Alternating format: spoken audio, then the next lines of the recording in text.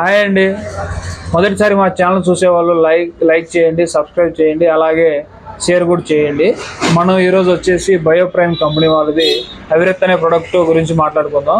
ఈ ప్రోడక్ట్ ఏం చేస్తుందంటే మనకు మొక్కకు అధిక వర్షపాతం వల్ల అలాగే అధిక ఎండల వల్ల మొక్క స్ట్రెస్కి గురవుతుంది, ఒత్తిడికి గురవుతుంది. అలా అవ్వకుండా అలాగే ఆ ఒత్తిడికి గురైనప్పుడు తెగుళ్ళు, రసం పీల్చే పురుగులు అటాక్ అవుతూ ఉంటాయి అన్నమాట.